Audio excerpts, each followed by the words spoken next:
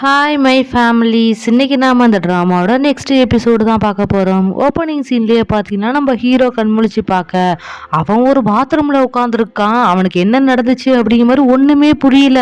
அவனும் அங்கேருந்து வெளியில் வந்துட்டு ஒருவேளை நம்ம அந்த ட்ரக்கை சாப்பிட்டுட்டோமோ அப்படிங்கிற மாதிரி பயங்கரமாக ஃபீல் பண்ணிக்கிட்டே அவனோட டேபிளில் உட்காரலான்னு போக அந்த இடத்துல பார்த்தீங்கன்னா ஒரு சிசிடிவி ஃபுட்டேஜ் இருக்கிறத நோட் பண்ணுறான். இதை பார்த்த ஹீரோவும் அதை செக் பண்ணால் கரெக்டாகிடுன்னு சொல்லிட்டு அங்கேருந்து போயிட்டு ரூம்குள்ளே போயிட்டு அந்த சிசிடிவி ஃபுட்டேஜ் செக் பண்ணணும் அப்படிங்கிற மாதிரி சொல்ல அங்கே உள்ளவங்களும் அந்த நோட்டில் உங்கள் பேரை எழுதிட்டு உள்ளே வந்து செக் பண்ணிங்க அப்படிங்கிற மாதிரி சொல்ல நம்ம ஹீரோ செக் பண்ணி பார்க்குறான். அதில் பார்த்தீங்கன்னா நம்ம ஹீரோ உள்ளே வந்தது தான் இருக்குது. அதுக்கப்புறம் என்ன நடந்தது அப்படிங்கிறதே காமிக்காமல் அது கட் பண்ணி எடுத்திருக்காங்க. இதை பார்த்த ஹீரோவும் அங்கே உள்ள ஆஃபீஸர்கிட்ட எங்கே இந்த சிசிடிவி ஃபுட்டேஜை காணும் அப்படிங்கிற மாதிரி கேட்க அப்பா அவங்களும் ஒருவேளை ஹை வோல்டேஜாக இருந்திருக்கும் அதனால தெரியாது அப்படிங்கிற மாதிரி சொல்ல இதை பார்த்த ஹீரோவும் சரி ஓகே, இதுக்கு முன்னாடி இந்த இடத்துக்கு வேற யாராவது வந்தாங்களா அப்படிங்கிற மாதிரி சொல்ல அப்பா அவங்களும் உங்கள் அசிஸ்டன்ட் மட்டும் வந்தாங்க அப்படிங்கிற மாதிரி சொல்ல இதை கேட்ட ஹீரோவும் அந்த நோட்டில் சைன் பண்ணியிருக்கான்னு சொல்லிட்டு பார்க்குறான். பார்த்தா அதில் அவனோட சைனே இல்லை. இதை பார்த்த ஹீரோவும் இப்போ எதுக்காக அவன் இங்கே வந்தால் அது மட்டும் இல்லாமல் எதுக்காக சைன் பண்ணவே இல்லை அப்படிமா யோசிச்சுக்கிட்டே அங்கேருந்து வெளியில் வர அதே சமயம் இந்த பக்கம் ஹீரோயினை தான் காமிக்கிறாங்க. அவள் வீட்டில் நின்றுக்கிட்டு இருக்கா. அவளுக்கு ஒரு மெசேஜ் வருது. அதில் பார்த்தீங்கன்னா ஆடியோ ஃபைல்னு போட்டு வந்திருக்கு. இதை பார்த்த ஹீரோனும் என்னடா அது யாராக இருக்கும் அப்படிங்கிற மாதிரி யோசிச்சுக்கிட்டு அங்கேருந்து வெளியில் வர அந்த இடத்துல ஒரு சின்ன குழந்தை உட்காந்துருக்கு. அதாவது அந்த அம்மா கூட சூசைட் பண்ணியிருப்பாங்கல்ல அந்த இடத்துல என்ன இருக்குல்ல அந்த குழந்தை. இதை பார்த்த உடனே நம்ம ஹீரோனு போயிட்டு அந்த குழந்தைகிட்ட பேச அப்போ அந்த குழந்தையும் எங்கள் அம்மா கெட்டவங்களா அப்படிமா கேட்க நம்ம ஹீரோனு யார் அப்படி சொன்னா அப்படிலாம் எதுவும் இல்லையே அப்படிமா சொல்ல அப்போ அந்த குழந்தையும் இல்லை எல்லாரும் அப்படி தான் சொல்லிக்கிறாங்க அப்படி மாதிரி சொல்ல நம்ம ஹீரோனும் பயங்கரமா ஃபீல் பண்றாங்க. அடுத்து நம்ம ஹீரோட ஆபீஸ்ல தான் காமிக்கிறாங்க. அப்ப சீஃப் ஆபீசரும் எல்லாரையும் கூப்பிட்டு ஏதாவது அந்த வீட்டுல எவிடன்ஸ் கிடைச்சிச்சா அப்படிமா கேட்க அப்ப அசிஸ்டன்ட்டும் நாங்க போறதுக்குள்ளே எல்லாமே எரிஞ்சிடுச்சு. ஸோ அங்க ஏதாவது சாம்பல் வச்சு டிஎன்ஏ டெஸ்ட் எடுக்க முடியுமான்னு பார்க்கணும். அப்பதான் அது லீங்கிறதே எங்களால் ப்ரூவ் பண்ண முடியும் அப்படிங்கிற மாதிரி சொல்ல அப்ப நம்ம ஹீரோவும் அங்கே பக்கத்தில் ஏதாவது சிசிடிவி கேமரா இருக்கான்னு செக் பண்ணிக்கிட்டு இருக்கோம் அப்படிங்கிற மாதிரி சொல்ல அப்போ சீஃப் ஆஃபீஸரும் கண்டிப்பாக அது கிடச்சி எவனாவது ஒருத்தன் உள்ளே வந்து அதை கொளுத்தி விட்டுருப்பான்ல. ஸோ அவன் தான் அந்த கொலையும் பண்ணிவிட்டு அதை எவிடன்ஸை மறைக்கிறதாக அதெல்லாம் பண்ணியிருப்பான். ஸோ எவ்வளோ சீக்கிரம் முடியுமோ அவ்வளோ சீக்கிரம் கண்டுபிடிங்க அப்படிங்கிற மாதிரி சொல்ல ஹீரோவும் ஓகே அப்படிங்கிற மாதிரி சொல்லிக்கிட்டு இருக்காங்க. அப்படியே அந்த சீனை கட் பண்ணி இந்த பக்கம் நம்ம ஹீரோயினை தான் காமிக்கிறாங்க. நம்ம ஹீரோனோட ஆஃபீஸில் நின்றுக்கிட்டு இருக்க அப்போ ஹீரோயினோட சீஃப் ஆஃபீஸர் பார்த்துட்டு ஏமா என்ன தான் நினச்சிக்கிட்டு இருக்க, உன்னை லைவாக ஏதாவது ஒரு நியூஸ் பிடிச்சிட்டு வருவா அதை வச்சு ஏதாவது பண்ணிக்கலாம் அப்படின்னு சொல்லிட்டு பார்த்தா ஆல்ரெடி செத்து போன ஒருத்தனோட பணத்தை போய் என்ன பண்ணிக்கிட்டு இருக்க அப்படிங்கிற மாதிரி சொல்ல அப்போ நம்ம ஹீரோனும் நாங்கள் வேணுக்கு முன்னே போகல என் ஃப்ரெண்டோட போனேன் அதனால தான் அப்படிங்கிற மாதிரி சொல்ல அப்போ அந்த ஆஃபீஸரும் சரி ஓகே உன் ஃப்ரெண்டு ஒரு போலீஸ் ஆஃபீஸர் தானே அவனை கூப்பிட்டு ஏதாவது ஒரு இன்டர்வியூ போட அதனால ஏதாவது ஒரு ரிவ்யூஸ் கிடைக்கும்ல அப்படிங்கிற மாதிரி சொல்ல நம்ம ஹீரோனும் அதுக்கெல்லாம் ஒத்துக்க மாட்டோம் அந்த மாதிரி ஃப்ரெண்டு கிடையாது அப்படிங்கிற மாதிரி சொல்ல சீஃப் ஆஃபீஸரும் ஏதாவது பண்ணி தொலை அப்படிங்கிற மாதிரி சொல்ல நம்ம ஹீரோனும் அந்த கிம்மு ஃபைலும் அங்கேருந்து வெளியில் வராங்க. அப்போ கிம்மோ ஹீரோனை பார்த்துட்டு நான் அந்த ட்ரக்கை பற்றி நிறைய இன்ஃபர்மேஷன் சேர்த்து வச்சுருக்கேன் அப்படிங்கிற மாதிரி சொல்ல அப்போ நம்ம ஹீரோ அதுக்கப்புறம் அந்த குழந்தை ரெண்டு பேரையும் பற்றியும் யோசிச்சு பார்த்துட்டு நீ இனிமேல் அந்த கேஸை பற்றி எதுவும் இன்வெஸ்டிகேஷன் பண்ண வேண்டாம், நம்ம இடையில சேர்ந்து இந்த மெடிக்கல் ஆக்சிடென்ட் பற்றி விசாரிக்கலாம் அப்படிங்கிற மாதிரி சொல்ல அப்போ கிம்மோ ஏன் வேண்டாங்கிற அப்படிங்கிற மாதிரி சொல்ல உடனே ஹீரோனும் அது ஏன் வேண்டாம் எதுக்கு வேண்டாம்லாம் கேட்காது, அதை ஸ்டாப் பண்ணுனா பண்ணு அவ்வளோதான் அப்படிங்கிற மாதிரி சொல்லிட்டு போயிட்டு இருக்க. அதே நேரம் இந்த பக்கம் நம்ம ஹீரோவும் அசிஸ்டண்ட்டை பார்த்துக்கிட்டே இவன் எதுக்காக அந்த ரூம்குள்ளே போகணும், அது மட்டும் இல்லாமல் என்ன ஃபுட்டேஜை பார்த்துருப்பான், ஒருவேளை நான் ஒரு ட்ரக்குக்கு அடிக்ட் அப்படிங்கிறத அவன் பார்த்துருப்பானோ, ஒருவேளை அதை பார்த்துருந்தா கூட இவன் எதுக்காக இதெல்லாம் பண்ணுறான் ஒன்றும் புரியலையே, அது மட்டும் இல்லாமல் எனக்கு கடத்திக்கிட்டு கொண்டு போய் வச்சவன் இவனுக்கு எதுக்காக மெசேஜ் பண்ணணும், அந்த ரயில்வே ஸ்டேஷனுக்கு அவன் கரெக்டான டைமுக்கு எப்படி வந்தான், என் செல்லுலேருந்து தான் மெசேஜ் போணுச்சு அப்படின்னு சொல்லிட்டு சொன்னான், ஒருவேளை அது ஃபேக்காக இருக்குமோ, அது மட்டும் இல்லாமல் அன்றைக்கி லீ பாடி கண்டுபிடிச்சதை கூட நான் இவங்கிட்ட மட்டும்தான் சொன்னேன், அவன் அந்த டயத்துக்கு வர்றதுக்கு முன்னாடியே எப்படி அது பத்திக்கிட்டு எரிஞ்சது, இவன் எதுவும் நமக்கு தெரியாம எதுவும் பண்ணிக்கிட்டு இருக்கானோ அப்படிங்கிற மாதிரி பயங்கரமா யோசிச்சுக்கிட்டே அங்கிருந்து போயிட்டு நம்ம அசிஸ்டண்டோட சிஸ்டத்தை செக் பண்ணி பார்த்தா அந்த இடத்துல நம்ம ஹீரோ வந்து ஹாஸ்பிட்டல்ல இருந்து தப்பிச்சு வந்திருப்பான்ல அந்த வீடியோ இருக்கு. இதை பார்த்த ஹீரோ இது எதுக்கு இவன் வச்சிருக்கான் அப்படிங்கிற யோசிச்சுக்கிட்டு இருக்கா. அதே சமயம் இந்த பக்கம் ஹீரோயினுக்கு நம்ம இன்சூரன்ஸ்காரன் கால் பண்ணி ஃப்ரெண்டுக்காரனோட ஒய்ஃப் இருக்கால அவளை வந்து நான் ரேச்சல்னு மென்ஷன் பண்ணுறேன், அவள் மீட் பண்ண கூப்பிட்டுருக்கா அப்படிங்கிற மாதிரி சொல்ல நம்ம ஹீரோனும் போயிட்டு மீட் பண்ணிட்டு வாடா அப்படிங்கிற மாதிரி சொல்ல இன்சூரன்ஸ்காரனும் இல்லை அது ஒரு லேடியாக இருக்காங்க நீ வந்தீங்கன்னா கொஞ்சம் நல்லாயிருக்கும் அப்படிங்கிற மாதிரி சொல்ல நம்ம ஹீரோனும் இங்கே பாரு ஆல்ரெடி எனக்கு ஏகப்பட்ட வேலை இருக்குது அது எல்லாத்தையும் முடிச்சுட்டு நான் ஃப்ரீயாக இருந்தாங்க நான் வரேன், நீ போயிட்டு மீட் பண்ண ஒன்றும் பிரச்சனை இல்லை, ஏதாவது இன்சூரன்ஸ் பற்றி தான் கேட்பா அப்படிங்கிற மாதிரி சொல்ல இன்சூரன்ஸ்காரனும் சரி ஓகே நான் முன்னாடி போகிறேன் நீ பின்னாடி வந்துரு அப்படிங்கிற மாதிரி சொல்ல ஹீரோனும் ஒத்துக்கிறா. அதே சமயம் இந்த பக்கம் நம்ம ஹீரோ இருக்கான்ல அந்த 2 சின்ன பசங்கள்ட்டேருந்து ட்ரக் வாங்கியிருப்பான்ல அந்த பசங்கள்ட்ட தான் விசாரிக்க போயிருக்கான். அப்போ நம்ம ஹீரோவும் இங்கே பாரு உனக்கு யார் சேல்ஸ் பண்ணுறாங்கிற உண்மையை சொல்லு உனக்கு நான் அந்த டேப்லெட் தரேன் அப்படிங்கிற மாதிரி சொல்ல அப்போ அந்த பையனும் லாஸ்ட் டைமும் இப்படி தான் ஏமாத்துனீங்க ஆனாலும் எனக்கு அவங்கள பற்றின எந்த இன்ஃபர்மேஷனுமே தெரியாது எனக்கு ஒரு சீனியர் தான் கொடுத்தாங்க அவங்களோட பேர் கூட தெரியாது நான் சீனியர் தான் கூப்பிடுவேன் ஆனால் ஒரே ஒரு அடையாளம் மட்டும்தான் இருக்குது அவங்களோட கையில் பார்த்தீங்கன்னா டேட்டூ போட்டிருப்பாங்க அப்படிங்கிற மாதிரி சொல்ல நம்ம ஹீரோ எது டேட்டூ போட்டிருப்பானா அப்படிங்கிற மாதிரி யோசிச்சுக்கிட்டு இருக்கா. அதே சமயம் கையில டேட்டூ போட்ட ஒரு பையன் வந்து பார்க்கு கிட்ட போயிட்டு பேசிக்கிட்டு இருக்கான்.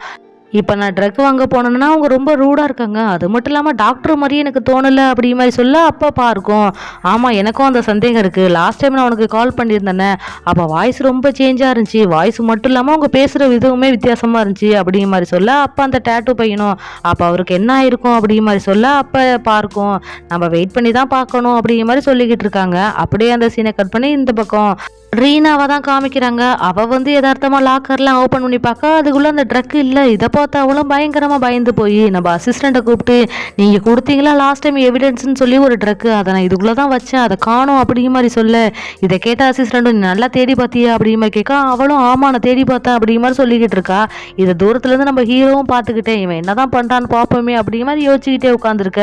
அந்த நேரம் அசிஸ்டண்ட்டும் ரீனாவை கூப்பிட்டுக்கிட்டு நேராக வந்து ஹீரோவை பார்த்துட்டு இந்த மாதிரி லாஸ்ட் டைம் வந்து ஒரு எவிடன்ஸுக்காக ஒரு டேப்லெட் கொடுத்தீங்களா அது வந்து தொலைஞ்சு போயிடுச்சா அப்படிங்கிற மாதிரி சொல்ல ஹீரோவும் எதே தொலைஞ்சு போயிடுச்சா இது கரெக்டாக நீங்கள் சொல்கிற பதில் தானா அப்படிங்கிற மாதிரி சொல்ல அப்போ அந்த ரீனா போனோம் சாரி நான் தெரியாமல் பண்ணிட்டேன் அப்படிங்கிற மாதிரி சொல்ல அப்போ நம்ம ஹீரோவும் அசிஸ்டண்ட்டே பார்த்துக்கிட்டு ஒருவேளை இவன் போயிட்டு அந்த சிசிடிவி ஃபுட்டேஜ்லாம் செக் பண்ணி பார்த்துருந்தானா அதை நான் தான் எடுத்து சாப்பிட்டேங்கிறது அவனுக்கு தெரிஞ்சிருக்குமே அப்படி இருக்கக்குள்ள இதை மறைக்க ட்ரை பண்ணுறான் அப்படிங்கிற மாதிரி சொல்லிக்கிட்டு 2 பேரையும் பார்த்துக்கிட்டு சிசிடிவி ஃபுட்டேஜ் எதுவும் செக் பண்ணீங்களா அப்படிங்கிற மாதிரி சொல்ல அப்போ அசிஸ்டண்ட்டு சாரி சார் இன்னும் பண்ணலை அப்படிங்கிற மாதிரி சொல்ல ஹீரோவும் சரி ஓகே அது போனதாகவே இருக்கட்டும் ஏதாவது வந்து கேட்டாங்கன்னா நாங்கள் எந்த எவிடன்ஸும் வாங்கலைன்னு சொல்லிட்டு சொல்லிடுங்க அப்படிங்கிற மாதிரி சொல்லிட்டு இனிமேல் இதெல்லாம் நடக்காமல் பார்த்துங்க அப்படிங்கிற மாதிரி சொல்ல நம்ம ரீனாவும் சரி ஓகேன்னு அங்கேருந்து கிளம்பிடுறா.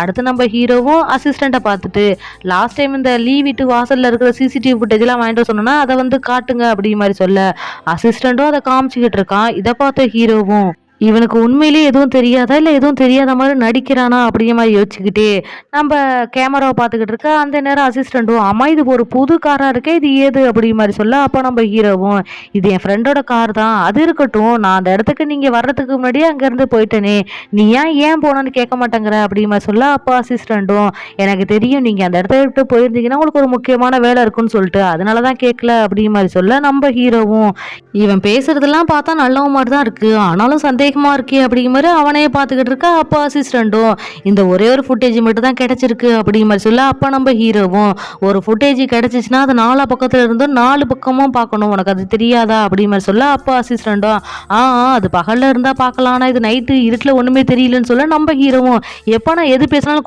கூட பேசிக்கிட்டு இல்லாமல் ஒழுங்கா பாரு அப்படிங்கிற மாதிரி சத்தம் போட்டுட்டு அங்கேருந்து கிளம்பி போக இதை பார்த்த அசிஸ்டண்ட்டும் ஒன்றும் புரியாமல் பார்த்துக்கிட்டு இருக்காங்க. அதே சமயம் இந்த பக்கம் இன்சூரன்ஸ்காரன் இருக்கான்ல அவன் வந்து ரேச்சலை பார்க்க வந்திருக்கான் போல. நம்ம ரேச்சலை பார்த்துட்டு என்ன விஷயம் எதுக்காக என்ன கூப்பிட்டீங்க அப்படிங்கிற மாதிரி சொல்ல அப்போ ரேச்சலும் உங்களுக்கே நல்லா தெரிஞ்சிருக்கும் என்னோட வீட்டுக்காரர் சாகிறதுக்கு முன்னாடி ஒரு இன்சூரன்ஸ் பணம் போட்டுட்டு போனாப்புல அது பார்த்தீங்கன்னா என் பேரில் கூட இல்லை ஆனால் இது வரைக்கும் சம்மந்தமே இல்லாமல் கொஞ்சம் கூட டச்சில் இல்லாத ஹீரோயின் பேரில் இருக்கு. இதை வச்சு பார்க்கக்குள்ள எனக்கு நிறைய சந்தேகம் இருக்கு. எனக்கு தெரிஞ்சு இந்த பக்கம் ஹீரோ இன்வெஸ்டிகேஷன் பண்றான் இந்த பக்கம் ஹீரோயின் இன்வெஸ்டிகேஷன் பண்ணிக்கிட்டு இருக்காங்க. கண்டிப்பா என்னோட வீட்டுக்காரோட சாவுக்கு பின்னாடி ஏதோ ஒரு மர்மம் ஒளிஞ்சிருக்கு அதை பற்றி ஏதாவது கண்டுபிடிச்சாங்கன்னா கண்டிப்பாக உங்ககிட்ட சொல்லுவாங்க. ஸோ அதை பற்றி என்கிட்ட சொல்கிறீங்களா அப்படிங்கிற மாதிரி சொல்ல நம்ம இன்சூரன்ஸ்காரனும் கண்டிப்பாக சொல்கிறேன் அப்படிங்கிற மாதிரி சொல்லிக்கிட்டு இருக்காப்புல. அப்படியே அந்த சீனை கட் பண்ணி அடுத்த சீனில் பார்த்தீங்கன்னா ஜின்னை தான் காமிக்கிறாங்க. அவன் உட்காந்துருக்கா அந்த இடத்துல லீ இறந்து போயிருப்பார்ல அதோட ஆர்டிகிள் வந்து நியூஸ் பேப்பரில் வந்திருக்கும் போல். இதை பார்த்து அவரும் பயங்கர காண்டாகி போய் லாயருக்கு கால் பண்ணி உன்னை மீட் பண்ணணும் அப்படிங்கிற மாதிரி சொல்ல அவனும் ஒத்துக்கிறான். அடுத்து 2 பேரும் மீட் பண்ணிக்கிட்டு இருக்கா. அப்போ நம்ம ஜின்னும் பாத்தியா அந்த நியூஸை பார்த்தியா இல்லையா அப்படியுமே கேட்க அப்போ நான் லாயரும் பார்த்தேன் ஒருத்தன் ஃபயரில் இறந்துட்டான்னு சொல்லிட்டு தானே வந்திருக்கு இதை பற்றி ஏன் நீ கவலைப்படுற அப்படிங்கிற மாதிரி சொல்ல அப்போ ஜின்னும் கொஞ்சம் கூட உனக்கு பயமாவே இல்லையா இது எவ்வளோ பெரிய பிரச்சனை தெரியுமா அப்படிங்கிற மாதிரி சொல்ல நம்ம லாயரும் அதை நான் பார்த்துக்கிறேன் அப்படிமா சொல்லிட்டு கையில் ஒரு டாக்குமெண்ட்டை கொடுக்க அதை பார்த்து ஜின்னும் இது என்ன டாக்குமெண்ட் அப்படிங்கிற மாதிரி கேட்க நம்ம லாயரும் உனக்கு நல்லாவே தெரிஞ்சிருக்கும். நம்ம ஃப்ரெண்டுக்காரன் தான் இறந்து போயிட்டானே தவிர, அவனோட நினைவுகள் எதுவும் சாகல. ஸோ இந்த ப்ராஜெக்ட்ட நம்ம எடுத்து அவனுக்காக பண்ணணும் அப்படிங்கிற மாரி சொல்ல, அப்ப நம்ம ஜின்னும், நான் இதெல்லாம் பண்ண முடியாது அப்படிங்கிற மாரி சொல்ல, அப்ப லாயரும், எனக்கு நல்லாவே தெரியும் நீனும் ஒரு கம்பெனிக்கு சிஇஓவா இருக்க. ஸோ உனக்கு தான் இத பத்தி எல்லாமே தெரியும். நான் உன்ன தான் நம்பியிருக்கேன். நீ பண்ணி குடுக்கணும் அப்படிங்கிற மாரி சொல்ல, அப்ப நம்ம ஜின்னும், கண்டிப்பா இந்த ப்ராஜெக்ட்ட பண்ணணும்னா ஒரு 10 மில்லியனாவது தேவைப்படும். அது மட்டும் இல்லாம பணம் கூட வாங்கிடலான்னு வச்சுக்கோயேன். ஆனா இது ஃபுல்லா டைம் வேஸ்ட்டு. நான் இதுக்காக பண்ணணும் அப்படிங்கிற மாதிரி சொல்ல, அப்போல்லாம் ஆயிரும், எனக்கு நல்லாவே தெரியும் இது உனக்கு செய்யறதுக்கு ரொம்ப ஆசைதான்னு சொல்லிட்டு, ஸோ ரொம்ப சீன் போடாமல் இதை நீனே பண்ணி கொடு அப்படிங்கிற மாதிரி சொல்ல, உடனே நம்ம ஜின்னும், சரி ஓகே நான் உனக்காக பண்ணி தரேனே வச்சுக்கோயேன். ஆனால் அந்த 10 மில்லியனை யார்கிட்டேருந்து வாங்கி தருவேன், அதை நீ ஃபஸ்ட்டு அரேஞ்ச் பண்ணிட்டு வா, நான் அதுக்கப்புறம் யோசிச்சு சொல்கிறேன் அப்படிங்கிற மாதிரி சொல்ல, லாயரும் நான் அரேஞ்ச் பண்ணிட்டு வரேன் அப்படிங்கிற மாதிரி சொல்லிக்கிட்டு இருக்கான். அடுத்து அங்கேருந்து போயிட்டு ரேச்சலை தான் மீட் பண்ணுறான். அவளை பார்த்துட்டு அவளோட கழுத்தை பிடிச்சி நெரிச்சு, மரியாதையாக பாஸ்வேர்டை சொல்லுடி அப்படிங்கிற மாதிரி சொல்ல, நம்ம ரேச்சலும் எதுவுமே சொல்ல மாட்டேங்கிறா. இதை பார்த்த நம்ம லாயரும் பயங்கர காண்டாக்கி போய் அவளை பிடிச்சி கீழே தள்ளி விட்டு, இப்போ நீ பாஸ்வேர்டை சொன்னால் மட்டும்தான்டி நீனும் நானும் இந்த பிரச்சனையிலேருந்து தப்பிக்க முடியும் அப்படிங்கிற மாதிரி சொல்ல, உடனே ரேச்சலும், நம்ம ரெண்டு பேரும் தப்பிக்க முடியுமா, என்ன உளர்ற லூசு மாதிரி உளறிக்கிட்டு இருக்காத, உனக்கு ஒன்று தெரியுமா, நீனும் உன்னோட ஃப்ரெண்ட்ஸ் கேங்கும் அவனுக்கு ரொம்ப க்ளோஸ்ன்னு நினச்சிக்கிட்டு இருந்தீங்க. ஆனால் பார்த்தீங்களா அவன் சாகிறதுக்கு முன்னாடி ஒரு இன்சூரன்ஸை போட்டு சம்மந்தமே இல்லாத 2 பேருக்கு கொடுத்துட்டு போயிருக்கான் அப்படிங்கிற மாதிரி சொல்ல, உடனே லாயரும், உன்னை யார்டி ஃபஸ்ட்டு அட்டாப்சிக்கு ஒத்துக்க சொன்னது அப்படிங்கிற மாதிரி கேட்க, அப்போ ரேச்சலும், உன்னை யார்ட போலீஸை கூப்பிட சொன்னது அப்படிங்கிற மாதிரி சொல்ல, அப்போ லாயரும், இங்கே பாரு நடந்ததெல்லாம் நடந்துட்டு போகட்டும், அந்த பாஸ்வேர்டை சொல்லு, இல்லை உன்னை நான் கொன்னுடுவேன் அப்படிங்கிற மாதிரி சொல்ல, அப்போ நம்ம ரேச்சலும், என்னதை கொல்லுவியா, என்ன நினச்சிக்கிட்டு இருக்க, ஃபஸ்ட்டு நீ எனக்கு 1 மில்லியன் பணம் கொடு, முடிஞ்சா தரேன், இல்லைன்னா முடியாது அப்படி மாதிரி சொல்ல, லாயரும், என்னது 1 மில்லியனா, நான் எதுக்கு தரணும் அப்படி மாதிரி சொல்ல, அப்ப ரேச்சலும், இங்க பாரு உன்னை தாண்டி நிறைய பேருக்கு அந்த வீடியோ தேவைப்படும் தெரியும்ல,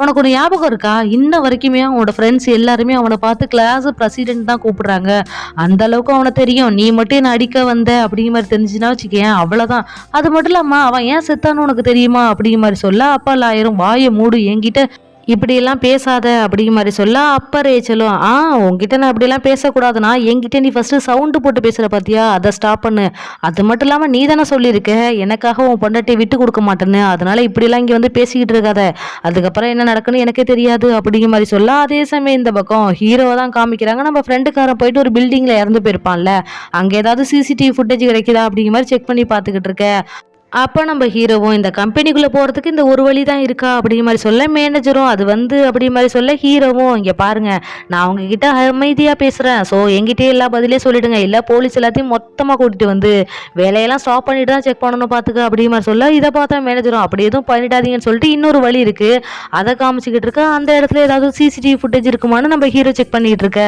அந்த இடத்துல ஒரு கடை இருக்குது, அந்த கடையில் சிசிடிவி ஃபுட்டேஜ் இருக்குது, இதை பார்த்த ஹீரோவும் அந்த கடைக்கார்ட்ட பேசலான்னு போக, அதே சமயம் அந்த இடத்துக்கு யூன் வந்து இவங்க பேசிக்கிட்டு இருக்கிறது எல்லாத்தையும் பார்த்துக்கிட்டு இருக்கான்.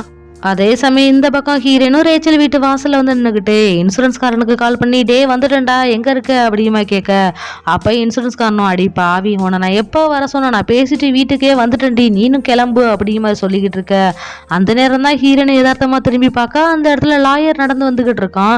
இதை பார்த்த ஹீரோனும், டே நான் அப்புறம் பேசுறேன்டான்னு போனை கட் பண்ணிட்டு, இவன் இங்க என்ன பண்றான் அப்படிங்கிற பார்த்துக்கிட்டு இருக்க, லாயரும் அங்கிருந்து வந்து ஒரு கார்ல ஏறி உட்காந்துக்கிட்டு இருக்கா. அதே சமயம் கொஞ்ச நேரத்துல ரேச்சலும் கீழே நடந்து வரா. இதை பார்த்த ஹீரோனும், இவன் இங்க என்ன பண்றான்னு இன்னும் ஒளிஞ்சுக்கிட்டு இருக்க, நம்ம ரேச்சலும் வந்து வேற ஒரு கார் எடுத்துக்கிட்டு அங்க இருந்து கிளம்ப, ஃபர்ஸ்ட் நம்ம லாயர் போறான், பின்னாடி ரேச்சல் போக, அது பின்னாடி நம்ம ஹீரோனும் ஃபாலோ பண்ணி போயிட்டு இருக்க. அப்படியே அந்த சீனை கட் பண்ணி இந்த பக்கம் நம்ம ஹீரோ வந்து சிசிடிவி ஃபுட்டேஜ் எல்லாம் பார்த்துக்கிட்டு இருக்கா. அப்ப நம்ம ஃப்ரெண்டுக்காரன் அந்த இடத்துக்கு தான் வந்திருக்கான். இதை பார்த்த ஹீரோவும், இந்த இடத்துக்கு ட்ரக் எதுவும் வாங்க வந்திருப்பானோ அப்படிமா யோசிச்சுக்கிட்டு இருக்கா. அதுக்கு பின்னாடியே இன்னொரு காரும் வருது. அந்த கார்ல உள்ளவங்க யாருங்கிறது நமக்கு தெளிவா தெரியல. அதனால நம்ம ஹீரோவும் அதெல்லாம் பார்த்துட்டு அங்க இருந்து கிளம்ப போக, அப்ப அந்த கடை ஓனரும், இதோட காப்பி உங்களுக்கு வேணுமா அப்படிங்கிற மாதிரி சொல்ல, அந்த நேரம் நம்ம யூன் ஒளிஞ்சு பார்த்துக்கிட்டு இருந்தான் இல்லையா, அவன் ஏதோ பாட்டில பிடிச்சி தள்ளி விட அந்த சவுண்டு உள்ள கேட்டுருது. இதை பார்த்த ஹீரோவும் அந்த கடைக்காரும் வெளியில வந்து பார்க்க யாரையும் காணும். நம்ம யூன் போயிட்டு ஒளிஞ்சிட்டான் போல. நம்ம ஹீரோக்கு லைட்டா டவுட் வருது, இருந்தாலும் அதை பெருசா கண்டுக்கல. அடுத்து அங்கிருந்து உள்ள போயிட்டு 2 பேரும் பேசிக்கிட்டு இருக்காங்க.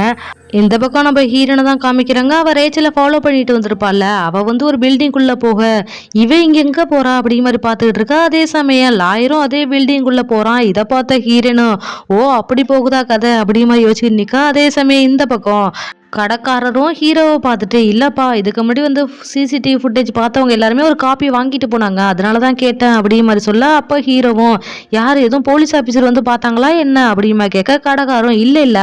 6 மாசத்துக்கு முன்னாடி ஒருத்தர் வந்து பார்த்தாரு. வந்து பார்த்துட்டு சிசிடிவி ஃபுட்டேஜ் காப்பியெல்லாம் வாங்கிட்டு போனாரு. ஏதோ அந்த கம்பெனில வேலை பார்க்குறவன பத்தி தெரிஞ்சுக்கணும்னு சொன்னாரு." அப்படிங்கிற மாரி சொல்ல, அப்ப நம்ம ஹீரோவும், "அதுக்கப்புறம் அவர் இங்க வந்தாரா?" அப்படிங்கிற மாரி சொல்ல, கடைக்காரரும், "ஆமா, ஆமா. ஒரு 5 நாளைக்கு முன்னாடி வந்தாப்ல. 6 மாசத்துக்கு முன்னாடி அவருக்கு சிசிடிவி ஃபுட்டேஜ் குடுத்தேன்ல, அதுக்கு தேங்க்ஸ் சொல்ற விதமா இந்த விட்டமின் டேப்லெட்லாம் வாங்கி குடுத்துட்டு போனாப்ல." அப்படிங்கிற மாரி எடுத்து காமிக்க, அப்ப நம்ம ஹீரோவும் அவன் மொபைல்ல இருக்கிற ஃபோட்டோஸ் எல்லாத்தையும் காமிச்சு, "இதுல யாரு வந்தான்னு சொல்லுங்க." அப்படிங்கிற மாரி ஒவ்வொரு ஃபோட்டோவா காமிச்சுக்கிட்டு இருக்கா. அந்த நேரம் கடைக்காரரும் ஃப்ரெண்டுக்காரன காமிச்சு, "ஏய், இவரு தான் வந்தாரு. என்ன அவரு செத்து போயிட்டாரா? ச்சே, நல்ல மனுஷனா இருந்தாரே." அப்படிங்கிற மாரி சொல்ல, இத கேட்ட ஹீரோ பயங்கர ஷாக்கு. அப்ப நம்ம ஹீரோவும் அந்த கடைக்காரர பார்த்துட்டு, "அவன் வந்து வாங்கிட்டு போனானா, அதே காப்பிய எடுத்து வைங்க. நான் வெளியில போயிட்டு வரேன்னு" சொல்லிட்டு அங்கருந்து வெளியில வர, அதே சமயம் இவனும் ஹீரோ வெளியில போறத பார்த்துட்டு நேரா அந்த கடைக்குள்ள போயிட்டு அந்த கடை ஓனரை வந்து ஒரு கத்தி எடுத்து கொலை பண்ணிட்டு அங்கேருந்து வெளியில வந்துடுறான். கொஞ்ச நேரம் கழிச்சு ஹீரோவும் யதார்த்தமா அந்த கடைக்குள்ள போக அவர் பயங்கர ரத்த வெள்ளத்துல ரொம்ப கஷ்டப்பட்டுக்கிட்டு கிடக்குறாரு. இதை பார்த்த ஹீரோவும் என்னாச்சு அப்படிங்கிற மாதிரி போய் தூக்கி பார்க்க, அப்ப அந்த கடைக்காரரும் கையில ஒரு பென்ட்ரைவ் கொடுக்க, இதை பார்த்த ஹீரோ உங்களுக்கு என்னாச்சுன்னு சொல்லிட்டு காப்பாத்த எவ்வளவோ ட்ரை பண்றான். ஆனா அந்த இடத்துல இறந்து போயிடுறாரு. அதே சமயம் பக்கத்துல நிறைய எவிடன்ஸ் இருந்திருக்கும் போல, அது எல்லாமே நெருப்புல போட்டு யாரோ எரிச்சிருக்காங்க. இதை பார்த்த ஹீரோவும் பயங்கரமா ஃபீல் பண்ணிட்டு உட்காந்துருக்க. இதோட இந்த இடத்துல இந்த எபிசோட முடிச்சுட்டாங்க. அதுக்கப்புறம் ஒரு குட்டி கிளிப் காமிச்சாங்க. அதுல நம்ம ஸ்கூல் படிக்கிற ஹீரோவும் கிளாஸ் முடிச்சுட்டு வெளியில நடந்து வர, அந்த நேரம் நம்ம ஹீரோன்னு ஒரு மெசேஜ் பண்ணிருக்கா, உங்ககிட்ட கொஞ்சம் முக்கியமான விஷயம் பேசணும், வந்துரு அப்படிங்கிற மாதிரி சொல்ல, இதை கேட்ட ஹீரோக்கு ஒரே குதூகலம் தாங்க முடியல. 2 கூல் ட்ரிங்க்ஸ் வாங்கிக்கிட்டு அந்த இடத்துக்கு போக, நம்ம ஹீரோன்னு உட்காந்து பேசிக்கிட்டு இருக்கா. அப்ப நம்ம ஹீரோவை பார்த்துட்டு, உங்ககிட்ட ஒரு முக்கியமான விஷயம் சொல்லணும், அதை எப்படி சொல்றேன்னு தெரியல, நம்ம ஃப்ரெண்டுக்காரன் இருக்கான்லாம், அவன் என்ன டேட்டுக்கு கூப்பிட்டுருக்கான் அப்படிங்கிற மாதிரி சொல்ல, இதை கேட்ட ஹீரோக்கு நெஞ்சு வலியே வந்துட்டு, அடுத்து ஹீரோனை பார்த்துட்டு, "நீ என்ன சொல்ற?" அப்படிங்கிற மாதிரி சொல்ல, அப்ப நம்ம ஹீரோனும், "எனக்கும் பிடிச்சிருக்குதான், இருந்தாலும் நீங்க எல்லாருமே என்னோட ஃப்ரெண்ட்ஸ் தானே, உங்ககிட்ட ஏமாத்துற மாதிரி இருக்கக்கூடாதுல, அதனால தான் சொன்னேன்." அப்படிங்கிற மாதிரி சொல்ல, அப்ப நம்ம ஹீரோவும், உனக்கு பிடிச்சிருக்குன்னா அதை நீ பண்ணு, உனக்கு என்ன பிடிக்குதோ அதுதானே பண்ண முடியும்." அப்படிங்கிற மாதிரி சொல்லியிருப்பான். அடுத்த நாள் பார்த்தீங்கன்னா நம்ம ஹீரோயினும் ஃப்ரெண்டுக்காரையும் ஒரே கொஞ்சல்ஸ் தான். இதை பார்த்தா இன்சூரன்ஸ்காரனுக்கு ரொம்ப வயிறறிஞ்சு போய் ஹீரோ கிட்ட சொல்ல, "ஆல்ரெடி நானே நொந்து போயிருக்கேன்டா, நீ வேற படுத்தாத." அப்படிங்கிற மாதிரி தான் நம்ம ஹீரோ பார்த்துக்கிட்டு இருக்க. அடுத்து நம்ம ஃப்ரெண்டுக்காரனும் ஹீரோனும் அங்கிருந்து சாப்பிட போகலான்னு சொல்ல, 4 பேரும் ஒண்ணா போயிருப்பாங்க. நம்ம ஹீரோ ஒரு லெவலுக்கு மேல, சரி ஓகே, அவளுக்கு அவனை தான் பிடிச்சிருக்குன்னா அவ பண்ணிக்கிட்டுமே, நம்ம எதுக்காக சேடா இருக்குன்னு சொல்லிட்டு அவனும் அவங்க கூட சேர்ந்து மிங்கிள் ஆயிருப்பான். இதோட இந்த எபிசோட இந்த இடத்துல முடிச்சிட்டாங்க. ஸோ எப்போதும் போல இந்த வீடியோ உங்களுக்கு பிடிச்சிருக்கும்னு நான் நம்புறேன். இந்த வீடியோ உங்களுக்கு பிடிச்சிருந்துச்சுன்னா லைக் பண்ணுங்க, ஷேர் பண்ணுங்க, கமெண்ட் பண்ணுங்க. மறக்காம சப்ஸ்கிரைப் பண்ணி பக்கத்துல இருக்கிற பெல் ஐக்கானை கிளிக் பண்ணி வச்சுக்கோங்க. அப்பதான் நான் போடுற வீடியோஸோட நோட்டிபிகேஷன் உங்களுக்கு உடனே வரும்.